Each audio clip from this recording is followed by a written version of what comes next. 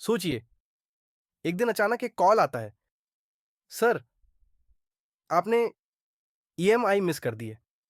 आपका दिल धड़कने लगता है। क्या बैंक आपकी प्रॉपर्टी सीज़ कर लेगा? क्या आपकी गाड़ी उठा ली जाएगी? क्या आपका क्रेडिट स्कोर पूरी तरह से तबाह हो जाएगा? या फिर क्या आपको कोर्ट का समन आ जाएगा? और सबसे बड़ा सवाल, क्या सिर्फ़ एक ईएमआई मिस करने से आपकी फाइनेंशियल लाइफ़ खत्म हो सकती है? नमस्कार दोस्तों, आज हम बात करने जा रहे हैं उस सच्चाई की जिसके बारे में बैंक कभी खुलकर बात नहीं करते। क्या होता है अगर आप ईएमआई मिस कर देते हैं?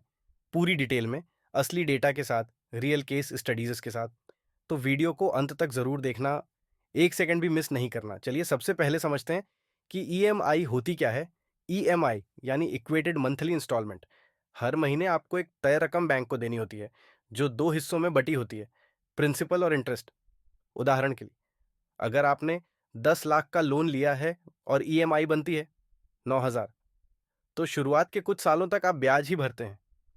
प्रिंसिपल धीरे-धीरे कम होता है, यानी अगर आप ईएमआई मिस करते हैं तो सिर्फ एक पेमेंट नहीं रुकी, आपकी पूरी लोन हिस्ट्री पर उसका असर पड़ने वाला है।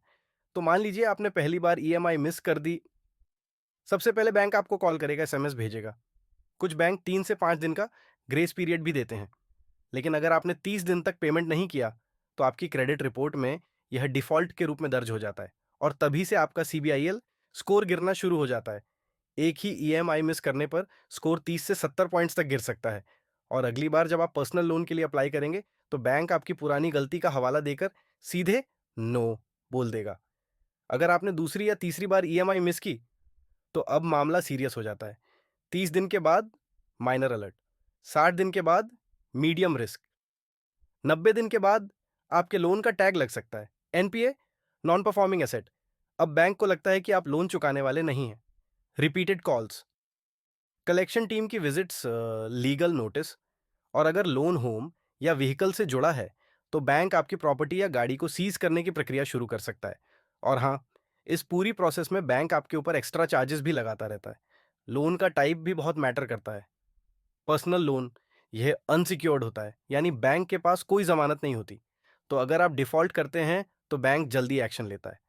होम लोन, बड़ी ईएमआई होती है और अगर डिफॉल्ट हुआ, तो बैंक सीधे प्रॉपर्टी को अटैच कर सकता है। कार या बाइक लोन, यहाँ बैंक गाड़ी रिपोजेस कर लेता है। कुछ मामलों में तो गाड़ी रात में आपके घर से उठवा ली जाती है, जैसे कि लखनऊ के एक व्यक्ति की गाड़ी 3 ईएमआई मिस होने के बाद रात 3 बजे उठा ली गई थी।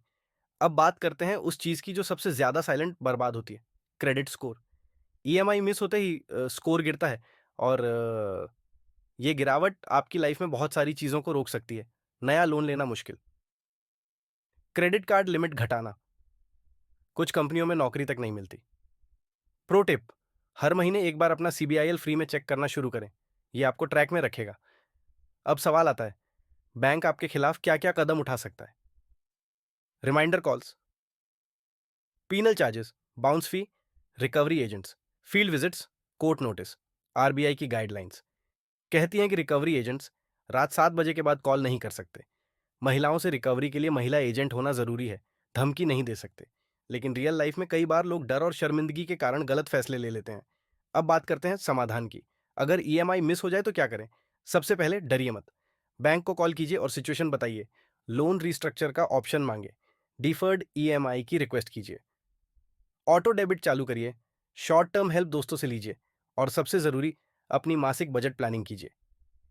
एक मिस्टेक आपको बर्बाद नहीं करती, लेकिन उस पर एक्शन ना लेना जरूर कर सकता है। Real life case studies. Case study एक, अमित नाम का इंजीनियर, जिसने सिर्फ एक बार होम लोन की ईएमआई मिस की, 3 महीने तक डिफॉल्ट किया और उसका सीआईबिल स्कोर 790 से गिरकर 630 हो गया। केस स्टडी दो, श्रुति, एक फ्रीलांसर, कार लोन की 2 ईएमआई मिस की और गाड़ी रिपोजेस कर ली गई। रिजल्ट, कार गई, स्कोर गिरा और बैंक ने 45,000 और मांगे, क्योंकि ऑक्शन से पूरी रकम रिकवर नहीं हुई थी। सीख क्या है? ईएमआई सिर्फ एक पेमेंट नहीं, ये आपकी क्रेडिट रेपुटेशन है। तो दोस्तों सी, अब आप समझ ही गए होंगे कि एक ईएमआई मिस करना कितना महंगा साबित हो सकता है। लेकिन डरना नहीं है, एक्शन लेना है, प्लान करना है। अगर आपको ये वीडियो पसंद आया, तो इसे लाइक और शेयर जरूर कीजिए, क्योंकि हो सकता है किसी को अभी ये जानकारी बहुत जरूरी हो। कमेंट कीजिए, क्या आपने कभी ईएमआई मिस की है और आपने उसे कैसे संभाला। और हाँ, सब्सक्राइब ज़रूर कीजिए क्योंकि अगली वीडियो में हम बताएंगे स्मार्ट ईएमआई प्लानिंग कैसे करें, टूल्स और ऐप्स के साथ।